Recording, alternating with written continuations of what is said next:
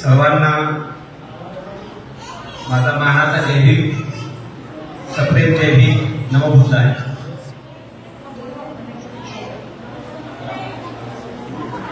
आपल्या या बार्शी शहरातील या लुंबिनी विहार जो आहे त्या लुंबिनी विहारमध्ये आज राजर्षी शाहू छत्रपती महाराज म्हणजे समतेचे राजे, रयतेचे राजे शाहू महाराज यांची 152वी जयंती आपण साजरी करत आहोत.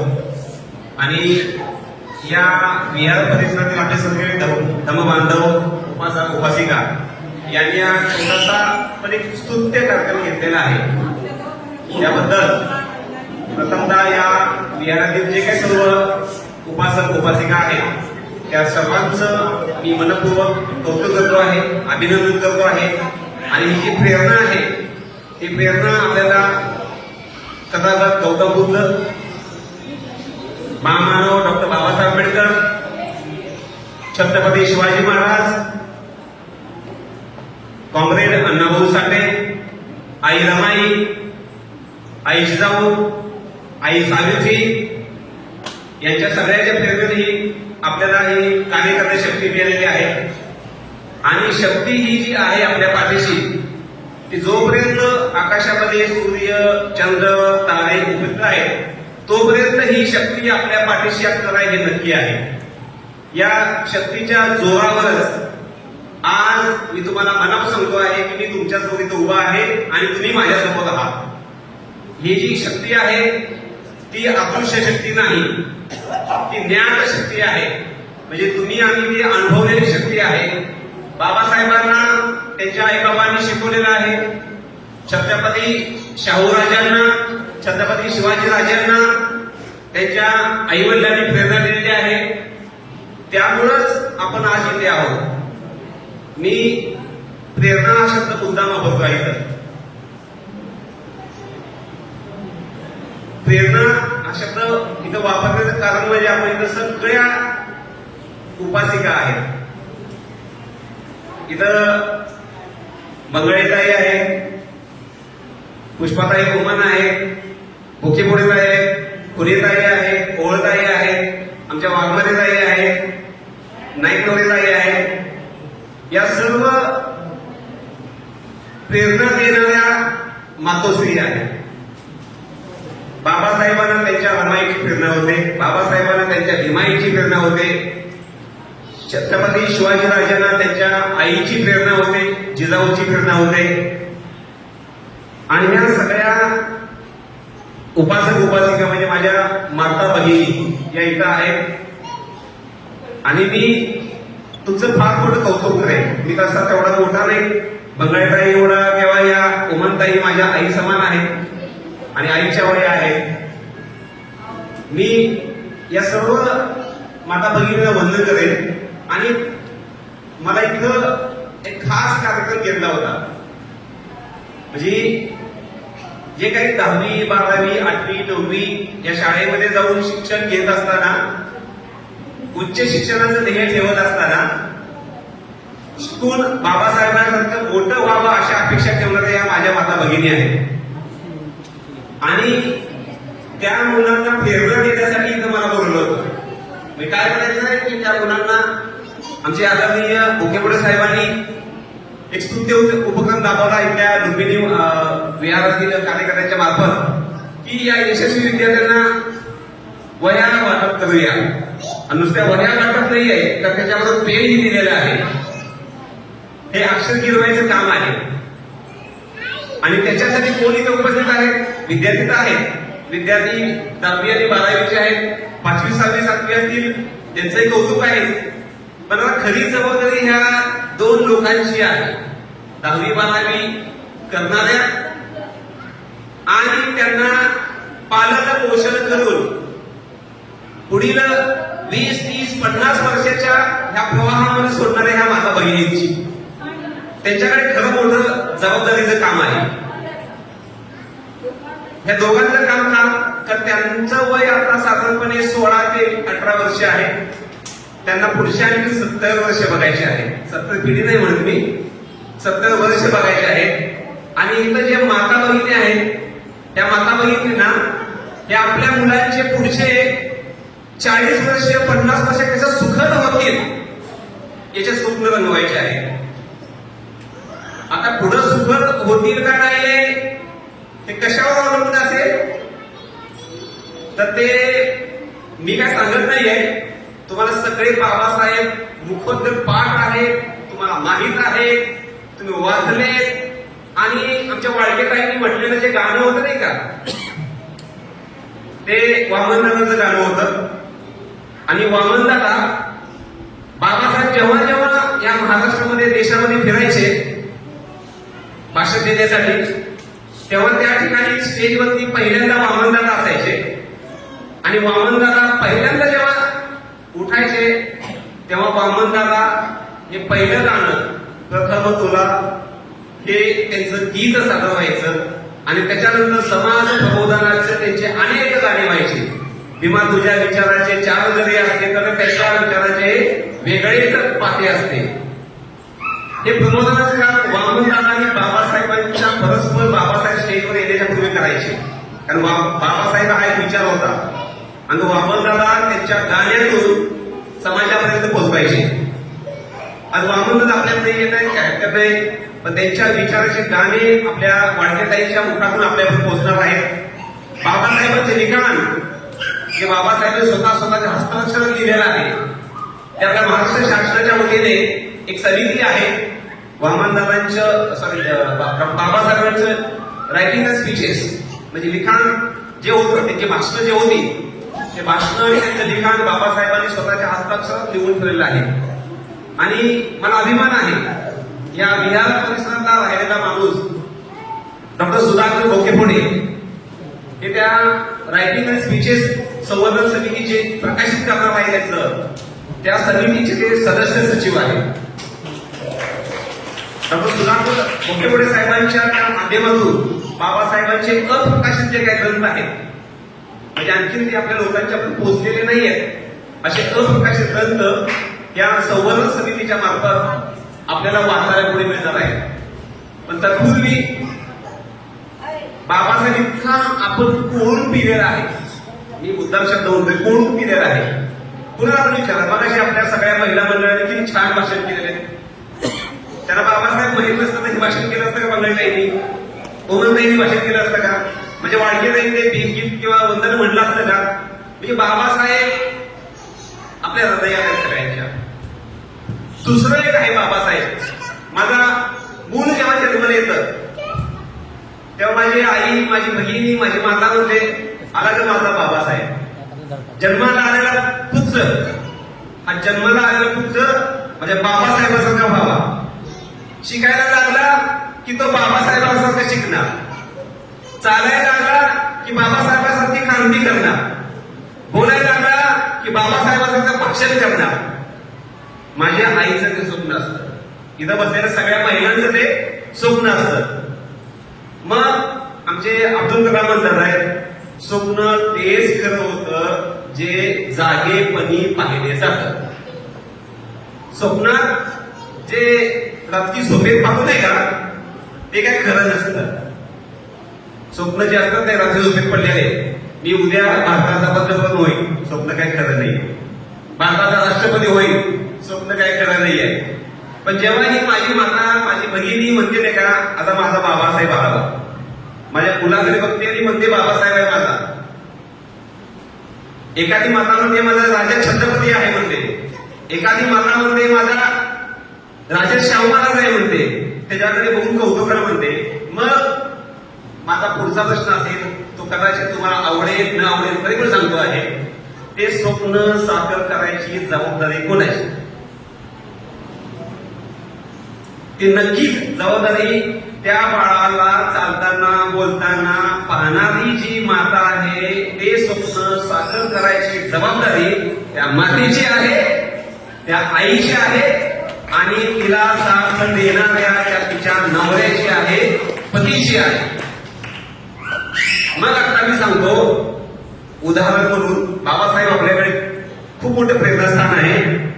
बाबासाहेबांचं लग्न झालं होतं थोडस कोवळ्या वयातच, 10वी झाल्या होत्या त्यांच्या. रमाई साधारण 9-10 वर्षाची होती आणि पदराच्या डबल चाळीत राहत होते मुंबईला. लग्न अगदी भाजी मंडई पण झालं, तुम्हाला माहित असेल. बाबासाहेबांचं लग्न भाजी मंडईमध्ये बाजार नसताना झालेलं आहे. अशा बाबासाहेबांची मंडळी रमाई आणि बाबासाहेब लग्न झाल्यानंतर पदराच्या डबल चाळीत राहत होता. ते घर किती खोल्यांचं होतं? आहे भाऊसाहेब 2 खोल्यांचं घर होतं फक्त. आता आपल्या सगळ्यांच्याकडे 2 खोल्यापेक्षा जास्त घर आहेत, प्रशस्त घर आहे सगळ्यांच्याकडे. कदाचित एका दुसरा असेल माझा बंधू भगिनी की त्यांच्याकडे एखाद्या खोलीच असेल. बाबासाहेबांच्याकडे तेव्हा फक्त 2 खोल्याचं घर होतं. त्यात बाबासाहेबांचे वडील, बाबासाहेबांची आत्या, बाबासाहेबांची पत्नी, बाबासाहेबांचा चुलत भाऊ, त्यांची मुलं, हे सगळं कुटुंब राहत होतं मुंबईच्या पदराच्या डबल चाळीमध्ये. आणि बाबासाहेबांचं लग्न झालं म्हणून त्यांचा अभ्यास बंद होता का? तुम्हाला माहिती आहे सगळ्यांना. बंद होता का? अजिबात नाही. बापाने म्हणले का त्यांना रामचंद्र फळाने तुझं तर लग्न झालं तर कामाला घराबाहेर हो? म्हटलंय का बाबासाहेबांना? अजिबात नाही.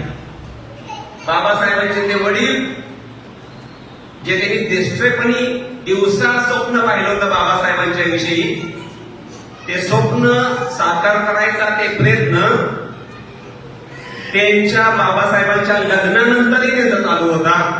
तुम्हाला मी एक स्पष्ट सांगेन, बाबासाहेबांचं लग्न झाल्यानंतर ना त्यांची आत्या, त्यांचे वडील, त्यांचे पाहुणे बाकीचे त्या घरातले बाहेरच्या खोलीत झोपायचे आणि बाबासाहेब आतल्या खोलीत असायचे. 2 खोल्यापैकी आतल्या खोलीत. आणि आतल्या खोलीमध्ये बाहेरचा गोंगाट शांत झाल्यानंतर बाबासाहेबांना अभ्यास करायला मिळायचा. आणि बाबासाहेबांचं लग्न झालं म्हणून त्यांना त्यांची पत्नी रमाई डिस्टर्ब करू नये, शब्द मुद्दाम होते, त्यांना अडथळा करू नये अभ्यास करताना म्हणून बाबासाहेबांचे वडील कुठे झोपायचे? मधल्या खोलीच्या दरवाजात झोपायचे. बाबासाहेबांच्या अभ्यासाला डिस्टर्ब होऊ नये म्हणून त्या 2 खोल्याच्या मध्ये जो काही दरवाजा असेल त्या दरवाजामध्ये बाबासाहेबांचे वडील, बाबासाहेबांचं लग्न झाल्यानंतर सुद्धा इतरांचा त्यांना डिस्टर्ब होऊ नये म्हणून बाबासाहेबांचे वडील दरवाजात झोपायचे. आत फुट झालं तर बाबासाहेबांचे उठून वडील त्यांना पाणी न विचारत, बायको नाही. मी मुद्दाम सांगतो इथं, बाबासाहेब बायको उठत नव्हती आपल्या नवऱ्याला ताण लागल्यास पाणी द्यायला. बाबासाहेबांचे वडील, मी तर आठवण देत आहे, बाबासाहेबांना बाबासाहेब होण्यासाठी बाबासाहेबांच्या वडिलांनी खूप मोठं कष्ट घेतलेलं आहे. आता इथं मी म्हणेन की 10वी झालेल्या, 12वी झालेल्या किंवा शिकत असलेल्या आमच्या उद्याच्या भीमरायांचे स्वप्न साकार करायचं काम कोणाचं आहे? मग नक्कीच हे त्यांच्या आईचं, त्यांच्या वडिलांचं आहे. हे कसं शक्य आहे? मी तुम्हाला सांगेन, इथं 2-3 वह्या, सॉरी बघा मुद्दाम मी कल्पेश रागवून घेऊ नका किंवा विचाराव, ही 2-3 वह्यांनी काही काम भागणार नाहीये. एक आपण 4 वह्या 2 पेन वाटले आणि त्याला प्रेरणा दिली, हा शब्द खूप महत्वाचा आहे, पण तेवढ्याच भागणार नाही आहे. वर्ष त्याला दरवाजात झोपावं लागेल, वर्षानुवर्ष त्याला दरवाजामध्ये झोपावं लागेल आपला मूल आतमध्ये अभ्यास करताना. वर्षानुवर्ष त्याच्या आईला त्याच्या पाठीशी उभं राहायला पाहिजे त्या मुलाच्या, की तो शिकतोय, मुलगी असू दे किंवा मुलगा असेल, शिकतोय नाही का, तर त्याच्या पाठीशी उभं राहायला पाहिजे. बाबासाहेबांसारखा माणूस घडवायचा असेल तर या कुटुंबाच्या ह्या 2 चाकांनी, आईला आणि बाबांनी आपल्या स्वतःच्या पोटाला चिमटा घेतला पाहिजे. मी मुद्दाम शब्द वापरतो आहे तर स्वतःच्या पोटाला चिमटा घेतला पाहिजे. मुलांच्या हातामध्ये अँड्रॉइड मोबाईल देण्यापेक्षा आत्तासारखे 4 वह्या घेऊन द्या. त्याला एखादं पुस्तक कमी पडलं तर बाबासाहेबांच्या वडिलांनी आत्याचं सोनं मोडून बाबासाहेबांना पुस्तक आणून दिले होते. बहिणीचं मंगळसूत्र मोडून ते बाबासाहेबांच्या वडिलांनी पुस्तक आणून दिले होते. मग आपण बाबासाहेब आंबेडकरांचा विजय असो एवढं म्हणून भागणार नाही. आपल्या पोटाला चिमटा घ्यावा लागेल. माझ्या ज्या काही गरजा असतील आई म्हणून किंवा बाबा म्हणून त्या गरजांना कुठंतरी कंट्रोल ठेवावा लागेल. आणि कंट्रोल ठेवला तरच मग आपण ते दुडदुड सांगताना म्हणलो का ना माझा बाबासाहेब, बोलायला लागला नाही का माझा बाबासाहेब, लढायला लागला का माझा राजा छत्रपती शिवाजी महाराज. हे स्वप्न साकार करायला मग तेवढे तुम्हाला झुंजावं लागलं. तेवढी ताकद त्याच्याही पाठीशी आपली द्यावी लागेल. मग मी तुम्ही आई माता बघितली म्हणून मी सांगेन, तुम्ही तुमच्या मुलांना, इथं 10वी-12वीची मुलं आहेत, त्यांना अभ्यास करताना तुम्ही बघितल्यानंतर मुद्दाम ऐका, नीट लक्षात ऐका, तुमची मुलं 8वी, 10वी, 12वीचे ते अभ्यास करत असताना तुम्ही त्यांना पाहिल्यानंतर कोणी त्यांना जा उठ दुकानात नाही तेवढं सामान घेऊन ये असं म्हटलंय का? अभ्यास करत असताना तुमची मुलं अभ्यास करत असताना तुमच्या त्या अभ्यास करणाऱ्या मुलांना आपल्या माता भगिनींच्या पैकी कोणी म्हटलंय का इथं काय बसलायस जरवट जाऊन तेवढं सामान घेऊन ये असं कोणी म्हटलं असेल तर मला माफी मागायची आहे त्याची. मी गॅरंटी देतो असं कोणीच म्हणत नाही. कुठलीच आई अशी म्हणत नाही. बालपणाशी वेगळ्या रॉंग साईडनं आला असेल तर म्हणेल, रॉंग साईडनं आला असेल तर म्हणेल. मी हे मुद्दाम मी स्वतः अनुभूती घेतलेली आहे. मी सोलापूरच्या आंध्राईमधला एक विद्यार्थी आहे. वडील दाखवून झोपल्यानंतर अभ्यास चालू व्हायचा माझा आणि गल्लीतला गोंधळ शांत झाल्यानंतर अभ्यास चालू व्हायचा. आणि त्याच्यामुळे आता कन्फेसली सांगितलं तो बायोडाटा जो आहे तो तयार झालेला आहे. मग मी आवर्जून सांगतो की मी त्या आई बाबांचा मुलगा असल्यामुळं एक विद्यापीठामध्ये मी सुवर्ण पदक चालू केलेलं आहे. पुणेताईंना उमरताईंना माहित आहे. आणि त्या विद्यापीठातल्या सुवर्ण पदकाला नाव मी माझ्या आईचं दिलेलं आहे. आदर्श माझा आशाताई हरिश्चंद्र गायकवाड सुवर्ण पदक कुणाला दिलं आहे? अनुसूचित जातीतल्या मुलाला किंवा मुलीला जो टॉपर असेल त्याला. मला का कसं वाटलं? मला का कसं वाटलं? आईच्या नावानं त्या बाबा माझी बायको चांगली दिसते, माझी मुलं चांगली दिसते, माझं हे चांगलं आहे ते चांगलं, त्यांच्या नावाने केलं असतं. मी ते पैसे कुणासाठी पण नावाने होते? आईच्या नावाने होते. का? कारण मला माहित आहे माझ्या आईनं तेव्हा काही कष्ट केलेलं आहे मी तयार होण्यासाठी. आणि केवळ तीच एक प्रेरणा आहे की ती तुमच्या मुलांना वाईट व्यसनामधून वेगळी ठेवणारी आहे. आईच ही एक प्रेरणा आहे की तुमच्या मुलांना वेगळ्या वाटेला जाण्यापासून थांबवणारी आहे. सगळ्यात महत्वाचं आहे की आई वडिलांनी तेवढं कष्ट करावं. बाबासाहेब ही आपली प्रेरणा आहे. रामजी सकपाळ ही आपली प्रेरणा आहे. तुम्हाला आज याच्या मागचा त्याग जर बघायला असेल नाही का तर यशवंत मनोहरांचं एक पुस्तक वाचा. माता रमाई, माता यशोधरा, माता सावित्री. प्रेरणा काय असते ते तुम्हाला वाचायला मिळेल. माता रमाई, माता यशोधरा आणि माता सावित्री हे किती कष्ट घेतलेलं आहे. बाबासाहेबांना त्यांची 4 मुलं डेथ झालेत आहेत आणि आपल्यासाठी ते संविधान लिहिण्याची पराकोटीची शिक्षण घेत आहेत. कसला मोठा त्याग असेल. मग एवढा त्याग आपल्याकडे शक्य नाहीये. आपण चिंता घेऊ शकतो, 2 टाइमच्या ऐवजी 1 टाइम उपवास राहू शकतो. पण आपले मुलं जर दवाखान्यात जाण्याची वेळ असेल तर आपण तेवढा सोसत नाहीये. आपल्याला सोसण्याची तेवढी ताकद नाही आहे. बाबासाहेब, रामजी सकपाळ किंवा आपल्या रमाईसारखी ताकद आपल्याकडे नाही आहे. मान्य आहे मला. पण नुसतं जय म्हणून पण भागणार नाहीये. आपल्याला ती ताकद आणावी लागते. ती ताकद आणण्यासाठी आपल्या मुलांना प्रेरणा देण्यासाठी आपण कष्ट करावं लागतं. ₹10 कमवले तर त्यातले ₹5 त्या मुलांच्या शिक्षणासाठी घालावे लागतील. मटण खाणं वाईट नाही, पण किती वेळा खाणे हे वाईट आहे. दारू पिणं किती वेळा पितोय ते अतिशय वाईट आहे. आणि याच्या पुढची जबाबदारी मग तुम्ही ते जर पालकांनी केलं तर त्याच्या पुढची जबाबदारी नक्कीच आता 10वी 12वी शिकणाऱ्या विद्यार्थ्यांची आहे. कधी तर त्यांनी विचार करावा. मी विनंती करत माझ्या विद्यार्थी मित्रांना की कधी तर त्यांनी विचार करावा. आई, मी वर्गात नेहमी सांगत असतो आमच्या BSc MSc मुलांना, बरेचशा वेळेस ते मुलं आसपासच्या खेडेगावात झालेले असतात, 10 किलोमीटर 20 किलोमीटरवरून ते शिकत असतात त्या कॉलेजमध्ये. लक्ष देऊन ऐका. तुम्हाला जर आवडलं नाही तेव्हा मला सर हे खूप जर कौतुक बंद करा असं म्हणा, मला काही वाटत नाहीये.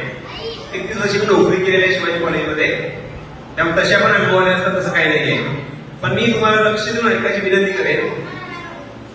जेव्हा एखादा मुलगा किंवा मुलगी कॉलेजमध्ये शिकत असते आणि तो मुलगा किंवा मुलगी एसटी मध्ये डबा येत आहे म्हणजे स्टँडच्या चौकात थांबते.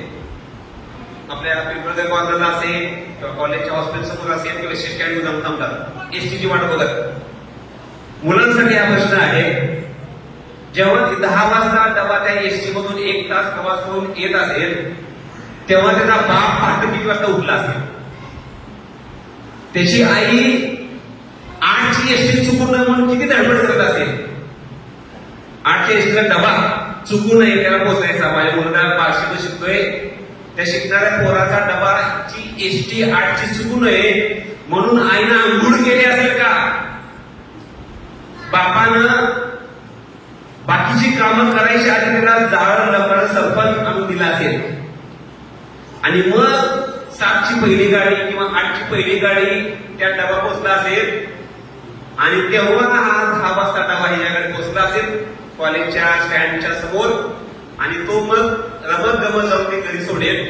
तेव्हा ते सोडण्यापूर्वी डबा खायचा सोडण्यापूर्वी त्यानं फक्त 5 मिनिटं चिंतन करावं, ध्यान करावं, सांगितलं करावं, विचार करावा हे माझ्यापर्यंत डबा कसा पोचला आजचा. आज माझ्याकडे डबा जो गरम भाकरी असेल, गरम भाजी असेल, गरम चपाती असेल, ती कशी पोचते आतापर्यंत. आणि गेली 6 महिने, वर्ष, 2 वर्ष, 3 वर्ष, 5 वर्ष पोचतोच आहे. म्हणजे एवढे कष्ट घेणारे आई बाप जर त्याच्या पाठीशी असतील तर त्या लेकरानं किती कष्ट करायला पाहिजे. मग ही जबाबदारी त्या 10वीतल्या, त्या 12वीतल्या, त्या 8वीतल्या किंवा त्या कॉलेजमधल्या प्रत्येक मुलाची आहे ती जबाबदारी की त्या आई वडिलांनी केलेलं कष्ट, मग ते दारूतून केलं ते असेल, अगदी पिढीतून केलं असेल, पण हे जर कष्ट केलं असेल का तर ते कष्ट सार्थकी लावणं हे आपली एक विद्यार्थी म्हणून 16 वर्ष वय झाल्यानंतर जबाबदारी आहे. 10वी झालेला विद्यार्थी हा 16 वर्षाचा असतो साधारणपणे आणि 12वी झालेला बाल्य हा साधारणपणे 18 वर्षापेक्षा जास्त असतो. त्याला मतदानाचा अधिकार पण असतो. ज्याला मतदान करून आपले नगरसेवक ताई विचार करून आपल्याला निवडण्याचा अधिकार आहे, आपल्या देशाचा प्रधानमंत्री बनवण्याचा आपल्याला अधिकार आहे, आपल्या शहराचा नगरसेवक किंवा महापौर बनवण्याचा अधिकार आहे, तर त्या 18 वर्षाच्या त्या मुलाला कळालं पाहिजे की आपल्या पुढच्या 50 वर्षात आपल्याला काय पाहिजे. 12वी झालेल्या त्या मुलाला, मुलगी असू दे किंवा मुलगा असू दे, कोणीही असू दे, त्याला कळालं पाहिजे की आज माझं वय 18 आहे आणि आज 18 वर्षानंतर पुढे येणारे कमीत कमी 50 वर्ष आहेत. आपल्या वडिलांनी गेले 18 वर्ष, आपल्या आईने तिच्या पोटात आणखी 9 महिने वाढवून आपल्यासाठी हा प्रवास आणून सोडलेला आहे. त्या प्रवासाचं पुढं माझं काम आहे या माझ्या वयाच्या 18 वर्षानंतर पुढचे 50 वर्ष कसे जावे हा विचार ज्या दिवशी ज्या वेळेस त्या माणसाच्या मुलाच्या मुलीच्या मनाला चावेल टोचेल त्यावेळी तो मूल ती मुलगी तो मुलगा 100% तुम्हाला सांगतो वाईट विचारापासून दूर जाईल आणि खराच तो मग माता रमाईचं स्वप्न माता भीमाईचं स्वप्न जिजाऊ स्वप्न हे साकार करायच्या मार्गावरती तो काम करायला लागेल. दोन जबाबदाऱ्या सांगितल्या एवढ्या वेळेमध्ये. दोन जबाबदाऱ्या आहेत. पालकाची महत्वाची जबाबदारी आहे त्यांनी पोटाला चिमटा घ्यावा डेफिनेटली चिमटा घ्यावा. पाल्यानं त्याच्या आईवडिलांच्या कष्ट अजिबात म्हणजे वाया जाऊ द्यायचे नाही आहे. आणि पुढं समाजातल्या मग आमच्यासारख्या थोडेसे शिकलेल्या माणसांचं कल्पेशचं असू दे किंवा आणखी आपल्या भीमरत्नाच्या सगळ्या कार्यकर्त्यांचं असू दे त्यांचं काम काय तर त्यांचं काम आहे या लोकांना ऑन द राईट ट्रॅक म्हणजे चांगल्या मार्गाला लावण्यासाठी कोणाची मदत घ्यावी because they have some knowledge.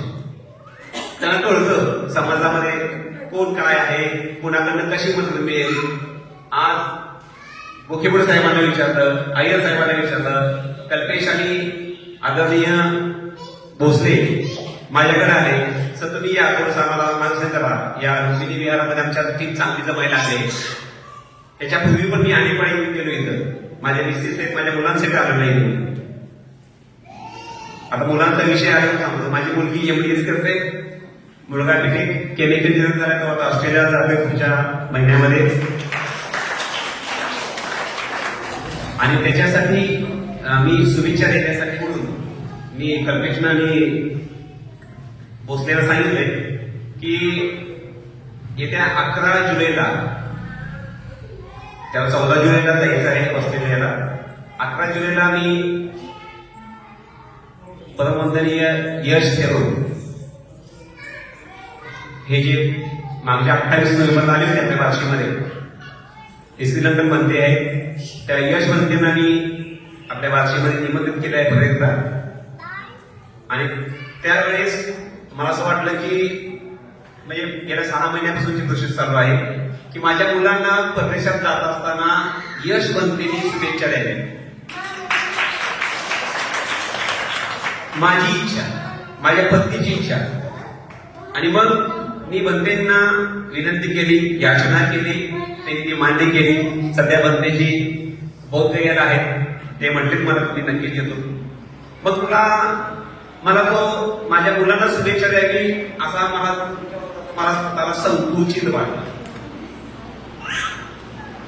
आणि मग मी आमच्या टीमला विचारलं आपण हा कार्यक्रम जो आहे नाही का शुभेच्छा द्यायचा तो बुद्ध विहारामध्ये घेऊया.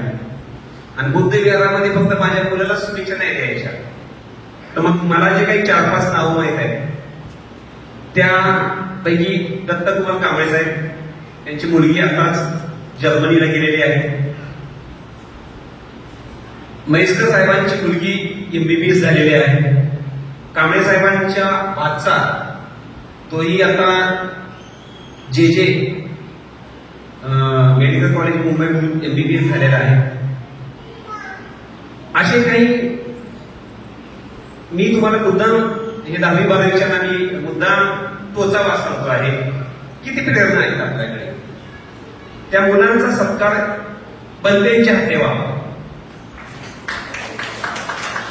ते मुलं नसतील तर त्याच्या पालकांचा सत्कार व्हावा आणि बनतेनी त्यांना शुभेच्छा द्यावा. मग माझ्या त्या एखाद्या भगिनींना एखाद्या लहान 8वी-10वीच्या पोरगा कसं ते पोई समोर येतोय त्याला वाटावं मेरा नंबर कब आहे. मला तिथे पोहोचायचं आहे. मला यश बंदेंच्या समोर बसून पंचांग प्रणाम करायचा आहे. बंदेंच्याकडून मला परित्राण पाठ ऐकून घ्यायचा आहे. बंदेंच्याकडून मला महामंडळ सूत्र ऐकून घ्यायचं आहे. असं जेव्हा त्या बच्चूंना वाटेल तेव्हा मला वाटेल की माझ्या मुलांना शुभेच्छा मिळालीच पण त्यातनं इतरांना सुद्धा प्रेरणा मिळाली.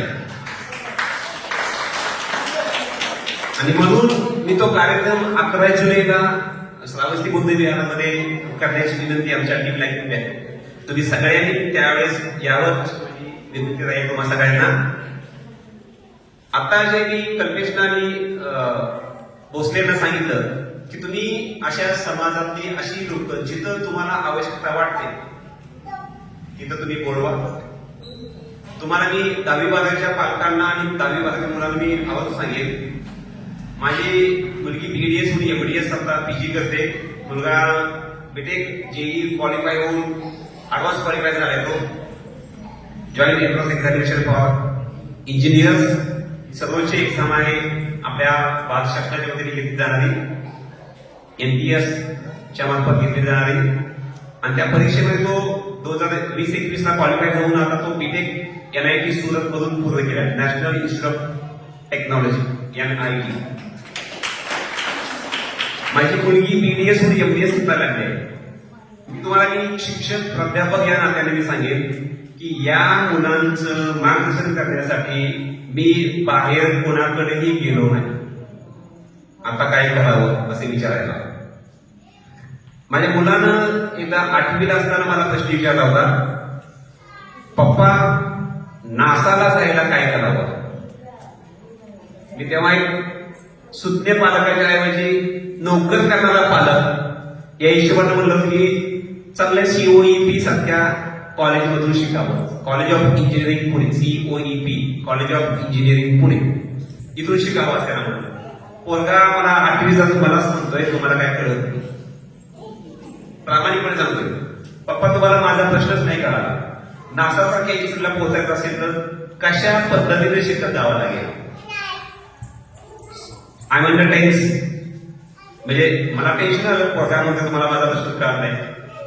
तेव्हा मी त्याला म्हटलं 1-2 दिवस का मला वेळ दे. माझं PhDचं टॅग जे होतं आणि माझं जे अकॅडमिक करिअर आहे त्याचा उपयोग केला. त्याला म्हणलं आता फक्त तू शिकायचं आणि मी तुला मार्गदर्शन करायचं. त्याने कुठल्या एक्झाम पास व्हाव्या लागतात त्याची त्याच्यावर गरजेच उभा केली. भारतामध्ये पंडित नेहरू असताना त्यांनी IIT 7 IIT तेव्हा स्थापन केल्या, इंडियन इन्स्टिट्यूट ऑफ टेक्नॉलॉजी. अलीकडे प्रधानमंत्री मनमोहन सिंह असताना त्यांनी Indian institute of science education and research IISER Indian institute of science education and research या संस्था स्थापन केल्या. 2014च्या आधीच भारतामध्ये 31 NIT national institute of technology, 22 IIT आणि जवळपास 28 IIIT Indian institute of information technology. या इन्स्टिट्यूट भारतातल्या प्रत्येक राज्यातल्या एका शहरामध्ये आहे. भारतातल्या प्रत्येक राज्यातल्या एका शहरामध्ये आहे. मग त्या इन्स्टिट्यूटमध्ये जिथं एरोनॉटिक इंजिनिअरिंग असेल, जिथं कॉम्प्युटर सायन्स अँड इंजिनिअरिंग असेल, जिथं इन्फॉर्मेशन टेक्नॉलॉजी इंजिनिअरिंग असेल, अशा इन्स्टिट्यूट मधून जर हे असले आपल्या बच्चूंनी शिक्षण घेतलं तर हे मुलं नासाच्या पुढे पण जाऊ शकतात. हे मी माझ्या पोराला सांगितलं तेव्हा मला समाधान झालं. आणि मग म्हणलं तू फक्त शिकत राहा, मी बघायला आहे. मग त्याला क्लास कुठे लावायचा हे सुज्ञ पालकाचं मला कळालं. त्याला कुठले विषय घ्यायचे असतात 11वी 12वीला सुज्ञ पालकाचं मला कळालं. माझ्या पोरगी म्हणल्या मला मेडिकलला जायचं आहे, पोरगा म्हणला मेडिकल नको. पोरीला म्हणलं तुला 11वीला कुठले विषय कुठल्या स्कूलला जायचं मी सांगतो. कुठल्याही चांगलं कॉलेज आहे त्याचा अभ्यास करून मी तुला सांगतो. माझ्या सगळ्या बच्चूंच्या आईच्या बाबांच्या हातामध्ये आता अँड्रॉइड मोबाईल आहे. एखाद्या कपड्याच्या दुकानात जायचं म्हणलं तर कुठल्या कपड्याच्या दुकानात चांगले कपडे मिळतील त्यांना मोबाईलवरती दिसतं. 10वी 12वी आहे का कोणी तर 12वीचे कोण आहेत का पाल्य. हॉटेल कुठलं चांगलं आहे ते मोबाईल बघतोय आपण. कपड्याचं दुकान कुठलं चांगलं आहे का मोबाईल बघतोय. पिझ्झाचं दुकान कुठे आहे ते मोबाईलमध्ये बघतोय. त्या गुगल गुरुजींना विचारतोय. मग आपण अशा शिक्षणाची सोय बार्शी, सोलापूर, महाराष्ट्र आणि देशात कुठं आहे ह्याची चौकशी त्या मोबाईल मधल्या, अँड्रॉइड मोबाईल मधल्या गुगल गुरुजीला विचारावी. आई बापांना माहीत नसेल तर, आणि आई बापांना माहीत नसेल, गुगलला कुठला राईट क्वेश्चन विचारा. प्रश्न विचारायची पण एकदम एक्झॅक्ट माहिती असावी लागते. त्याला एक म्हणतात आमच्या इंग्लिशमध्ये कीवर्ड्स, म्हणजे पर्टिक्युलर वर्ड, कुठला शब्द टाकला म्हणजे आपल्याला परफेक्ट उत्तर मिळेल. म्हणजे प्रश्न विचारायची सुद्धा एक तशी वेगळी कला लागते. म्हणजे मला म्हणायचं की मला जायचं आहे मुंबईला, मी औरंगाबादमध्ये जावं का पुणे मार्गे जावं मुंबईला. म्हणजे तो विचारणारा औरंगाबादमध्ये जाऊ म्हणणारा मूर्ख आणि पुणे मार्गे जाऊ म्हणणारा हुशार. तशा त्या हुशार माणसाला प्रश्न विचारायची कला अवगत असली पाहिजे. आणि ते परफेक्ट प्रश्न विचारला गेला की तो गुगलचा जसा मोबाईल परफेक्ट उत्तर देतो तसा परफेक्ट प्रश्न बाबाला विचारला की त्या बाबा परफेक्ट उत्तर देतो. एक तर तो म्हणेल हे माझ्याकडनं 500 घे आणि तो त्याला विचार. नसेल तर बाबा म्हणेल कल्पेशला जाऊन विचारतो, तो तुम्हाला सांगेल. कल्पेश म्हणेल गायकवाड सरांना विचारतो, ते तुम्हाला सांगतील. इथपर्यंत आपल्या पोहोचण्याची विद्यार्थ्यांना मानसिकता ठेवावी. विद्यार्थ्यांना मानसिकता अशी ठेवायची की तही तक जाणे का, रूट लेवल पर्यंत जायचं, मुळापर्यंत जायचं. आमच्याकडे एका IAS ऑफिसर त्यांनी पुस्तक लिहिलं आहे, इथे थांबणे नाही. आमचे बंगाळे दादा त्यांच्या संपर्कात आहे, गोलव, त्याने एक आत्मचित्र लिहिले, इथे थांबणे नाही. म्हणजे कुठं जरी यश मिळवलं तर ते तुमचं अंतिम यश असू शकतच नाही. बाबासाहेबांनी 32 डिग्र्या घेतल्या. बाबासाहेबांनी BA, LLB, LLM, DLE एवढं शिक्षण घेतल्यानंतर बाबासाहेब थांबले असते नाही. मध्येपर्यंत त्यांनी एक शेवटचा ग्रंथ लिहिला, बुद्ध आणि त्यांचा धम्म. थांबायचंच नाहीये. आता कन्फ्युजन नाही करा. माझ्याकडे 5 विद्यार्थ्यांनी PhD पूर्ण केलेलं आहे. मी स्वतः PhD केलेलं, सेटनेट पहिल्या प्रयत्नात पास झालेलं आहे. आणि माझ्याकडे आंतरराष्ट्रीय चीन, जपान, जर्मनी, US या सर्व देशातले शोध निबंध माझ्याकडे तपासायला येतात आणि ते 100 पेक्षा जास्त शोध निबंध मी तपासून दिलेले आहेत.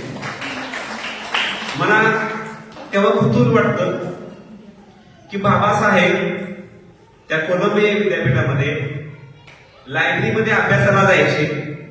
तुम्हाला माहित आहे, मी सगळी गोष्ट सांगत नाही पण माहित आहे, बऱ्याच जणांना माहिती आहे ही गोष्ट नाही वेची, ही सत्यकथा. बाबासाहेब अभ्यास करताना पुस्तक शोधायचे. पुस्तक शोधताना ते शोधत शोधत शिडीवरून जायचे आणि त्या शिडीवर बसून अभ्यास करायचे. फक्त हे तुम्हाला कथा माहिती आहे का? बाबासाहेब कोलंबिया विद्यापीठात असताना त्या कोलंबिया विद्यापीठात त्या खूप मोठं ग्रंथ भांडार होतं. एका कपाटातून काढलं पुस्तक, वरच्या कपाटात काढलं पुस्तक, तिथल्या वरच्या कपाटात काढता येत नव्हती, शिडी लावली जायची.